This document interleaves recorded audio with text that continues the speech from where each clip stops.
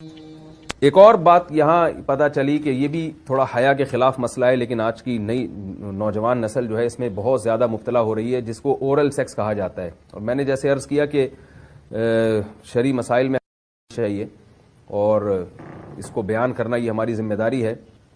تو یہ چیز بھی انگریزی فلموں سے اور فحش فلموں سے ہماری نئی نسل میں بہت تیزی سے سرایت کر رہی ہے، اور لوگ اس بارے میں علماء سے بہت زیادہ مسائل پوچھتے ہیں، خواتین بھی پوچھتی ہیں جو اس میں مبتلا ہیں.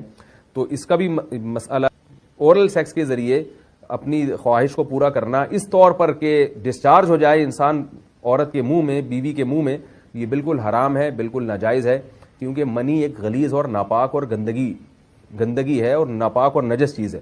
بعض حضرات یہ کہتے ہیں کہ منی پاک ہے، مگر یاد رکھیں منی کے پاک ہونے کے دلائل مضبوط نہیں ہیں، منی کے ناپاک ہونے کے دلائل بہت مضبوط ہیں. سب سے پہلی دلیل قرآن مجید میں آتا ہے الم نخلقکم من ماء مہین، ہم نے تمہیں غلیظ اور پلید پانی سے پیدا کیا ہے، ذلیل پانی سے پیدا کیا ہے.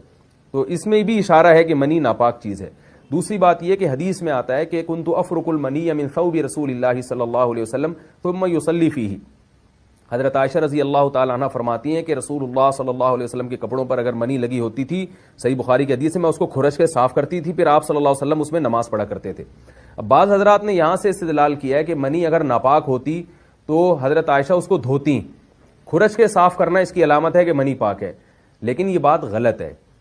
اگر منی پاک ہوتی تو حضرت عائشہ کو کھرچنے کی ضرورت نہیں تھی.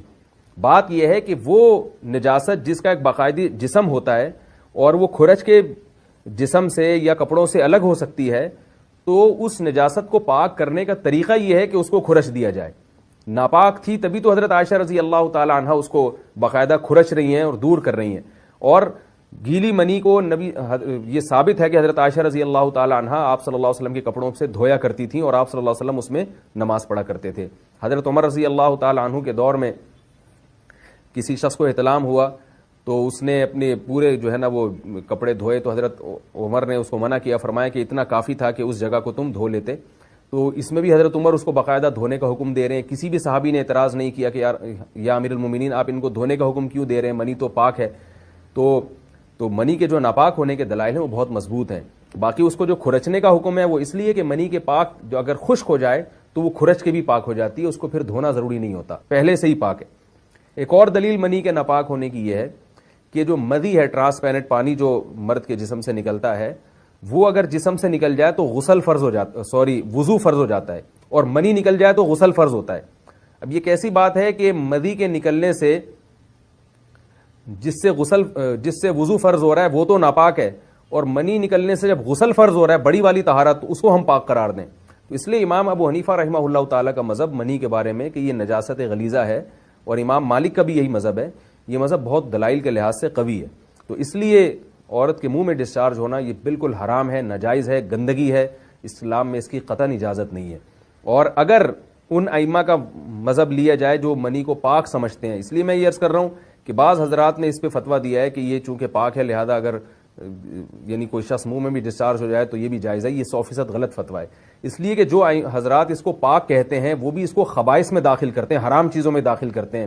اس کا کھانا یا اس کا منہ میں ڈالنا وہ بھی جائز نہیں کہتے. تو اس لحاظ سے بھی یہ ناجائز ہے اور بہت ساری بیماریوں کا ذریعہ بھی ہے. دوسرا مسئلہ یہ ہے کہ اگر کوئی ڈسچارج نہیں ہوتا اورل سیکس کے ذریعے تو اس کا شرعی حکم کیا ہے؟ تو اس کا حکم یہ ہے کہ یہ انتہائی سخت درجے کا مکروہ ہے، ناپسندیدہ عمل ہے. اور اس کے سخت درجے کے مکروہ اور حرام نہیں ہے، لیکن بہت زیادہ ناپسندیدہ اور شریعت کے مزاج کے بالکل خلاف ہے. اور اسلامی کلچر میں اس کا کوئی تصور نہیں تھا. یہی وجہ ہے کہ فقہاء کرام کے ہاں اس چیز کا تذکرہ بہت ہی محدود پیمانے پر ملتا ہے. یہ اس کی علامت ہے کہ مسلمان معاشرہ اس چیز سے بالکل بھی واقف نہیں تھا کہ یہ کیا ہوتا ہے. تو یہ چیز غیروں سے آئی ہے، غیر مسلموں سے ہمارے معاشرے میں جو ان کی موویز دیکھ کے، فحش فلمیں دیکھ کے نوجوانوں میں اس چیز نے سرایت کیا. ورنہ یہ انسان طبعی طور پر اس عمل سے بہت زیادہ نفرت کرتا ہے. کوئی بھی شریف الطبع آدمی ذہنی طور پر اس کے لیے تیار نہیں ہوگا. تو میں پھر بھی یہ کہہ رہا ہوں کہ بہرحال علماء اس کو ناجائز اور حرام نہیں سمجھتے، اس لیے کہ میاں بیوی ایک دوسرے سے جس طرح سے چاہیں استمتاع کر سکتے ہیں، لیکن سخت ناپسندیدہ بہرحال ہے اور مکروہ چیز ہے، اور اس قابل نہیں ہے کہ اس کی حوصلہ افزائی کی جائے. یہ اس کے بارے میں ہے کہ جب یعنی جو ہے وہ ادخال کیا جائے اس فم کے اندر، اس جو ہے مرد اس میں باقاعدہ جو ہے وہ تلذذ حاصل کرے.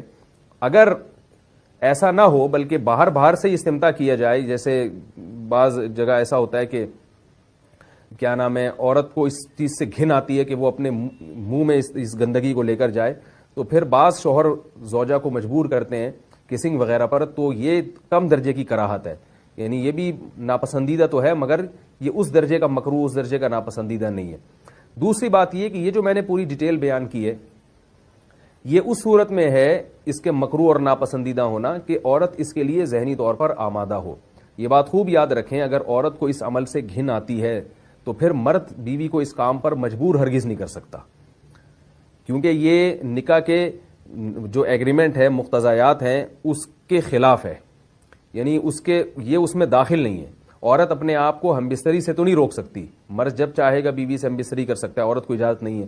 لیکن خاص اس عمل سے عورت مرد کو روک سکتی ہے اگر وہ ذہنی طور